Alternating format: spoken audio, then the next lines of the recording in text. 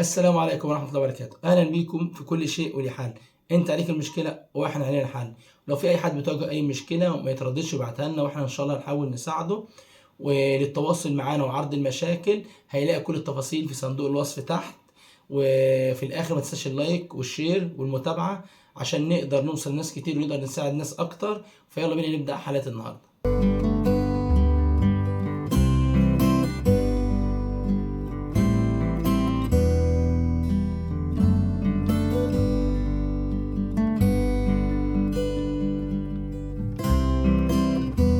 مشكلة عدو بيقول تعمل ايه مع حماك وحماتك الماديين وبيعجزوا الشخص ودايما عايزين شقة كبيرة، يعني شقة 120 متر مش عاجباهم، وتمليك كمان عايزين حاجة 160 متر، وغير كده عليا الخشب كله، الانتريه والمطبخ الالموتان والسجاد والستاير، ده غير الدهب في حدود 60 جرام، وكله بحجة انه شغلك يجيب الحاجات دي، وانا فعلا ده تعجيز وعايزين يطفشوا الشخص، وانا محبط وحاسس بالياس، وانا والبنت بنحب بعض بس هي طيبة مش عارفة تلاقي حل معاها.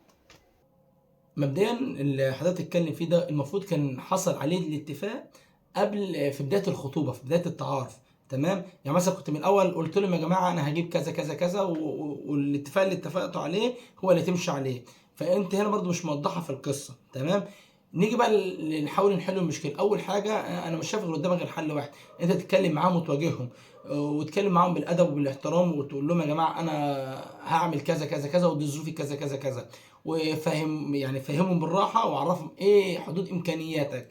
تمام، دي اول نقطه. اما بالنسبه للحدود دي حاجه انت وهم مع بعض، يعني ده الاتفاقات في الجواز بالتراضي، يعني سبحان الله، يعني ما فيش حاجه اسمه مثلا نمط معين الناس كلها بتمشي عليه، لا، في ناس بتشيل حاجه التانيه بتشيل حاجه، في ناس يعني دي حاجه مختلفه وكل حاجه على حسب الاتفاق. والاتفاق ما يزعلش، مفيش حاجه اسمها يا جماعه ان انا مثلا اتضحك عليا في اتفاق الجواز. انا طب ايه اللي خلاني اوافق من الاول؟ يعني مثلا دلوقتي واحده تقدم لواحده واهلها طلبوا مثلا انه الراجل يشيل كل حاجه.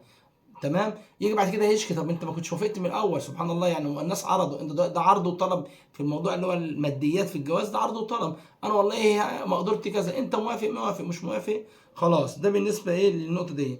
طب والله الناس حلوا معاك يبقى تمام، كان بها والحمد لله. لا، الناس ما حلوش معاك، ما فيهاش حل كده، ما اديلكش فرصه هتقدر تنفذ لهم طلباتهم.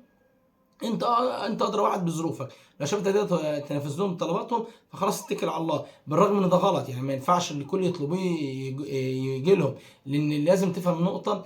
الجواز دوت يعني شيء، يعني انت تشيل وانا اشيل، وصلت لك؟ ما ينفعش العطاء يبقى من طرف واحد، وانت لازم تيجي على نفسك شويه وانا اجي على نفسي شويه. فده الطبيعي في الجواز، طول ما في ناس اللي قدامك شاريينك وانت شاريهم لازم الشيله تتشال مع بعض.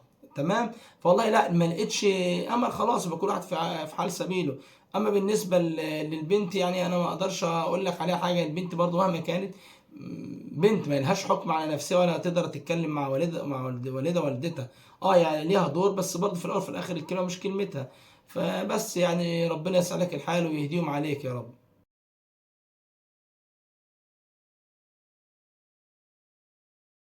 مشكلة عدو بيقول ممكن سؤال، أنا بحب واحدة وهي بتحبني وبتموت فيا، دلوقتي كلمت أهلها عشان أخطبها رفضوا، وقالوا لي هتكمل تعليمها، فبعد شهر عرفت إنها تتخطب لابن عمها وأهلها موافقين، وكمان مش عايزينها تكمل تعليمها وهي مش بتحب ابن عمها، وأنا لغاية دلوقتي بكلمها وكل يوم تعيط وتقول لي أهلي جابريني عليه وأنا بكرهه، وقالت لي في الخطوبة هكلمك مش هكلمه وهكرهه فيا. فالحالة دي أكمل معاها لغاية ما تفشكل الخطوبة ولا أسيبها وأمر لله، مع إني والله بحبها وبموت فيها وكل يوم بعيط.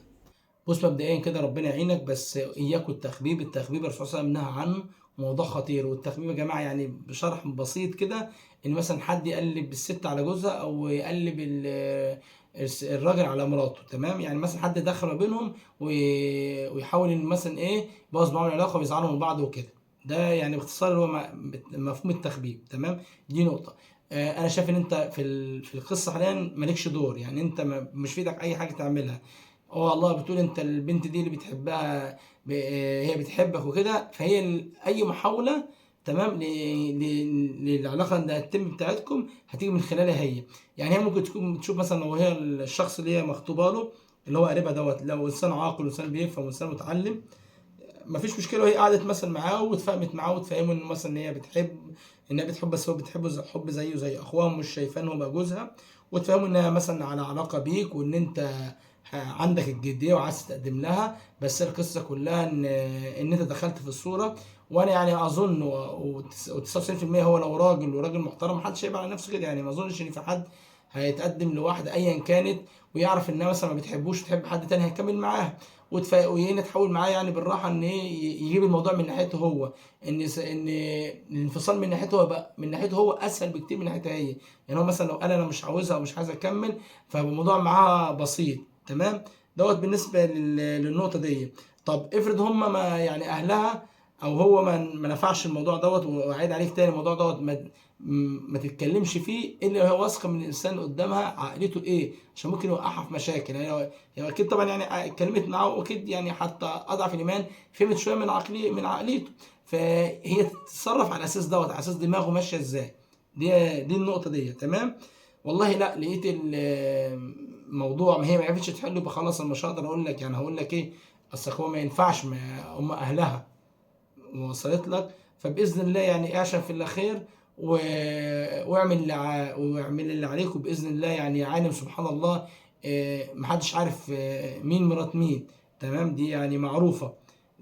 فهمتني؟ فباذن الله خير. وزي ما قلت لك انت ما تتصرفش اي حاجه عشان ما تشيلش اي ذنب، يعني مش عايزك انت كده الموضوع يخش معاك في ذنوب، صدقني هتشيل ذنب كبير. فانت حايد نفسك من القصه، ولو في اي حاجه اتعملت هتبقى من خلال حبيبتك. وربنا يوفقك ويجمعك باللي بتحبها يا رب.